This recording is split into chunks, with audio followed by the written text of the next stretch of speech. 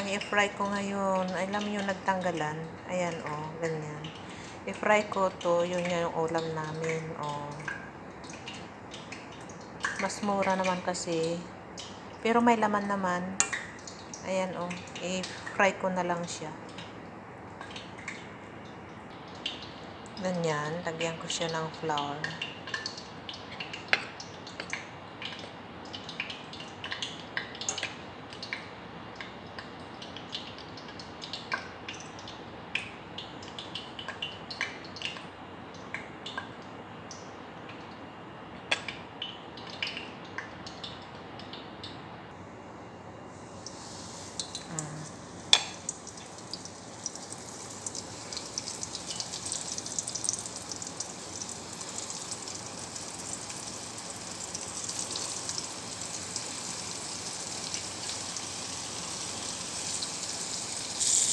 Palit ka rin.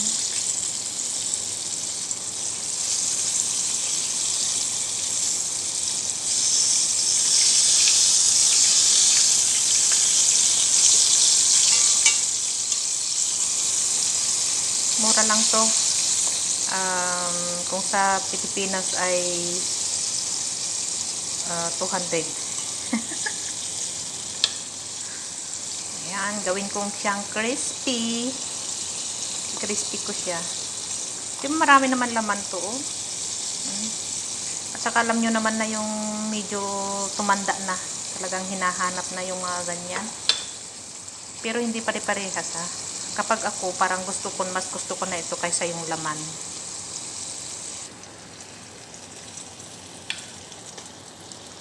Naging crispy na siya. Ayan naman yung head. Ito, oh. Kasi nga yan, buong isda yan, nagtanggalan lang to. Kaya siya mura. Pero yung ano, yung laman talaga, sobrang mahal yun.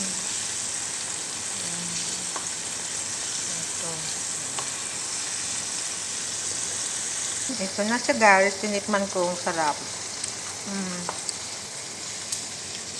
Crispy.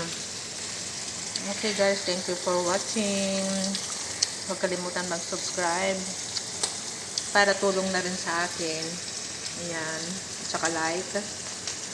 Ito naman yung ano, yung head. Crispy ko lang siya.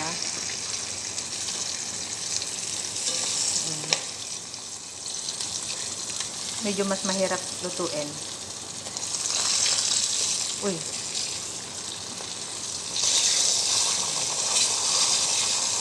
Sige na guys, thank you so much for watching. Thank you.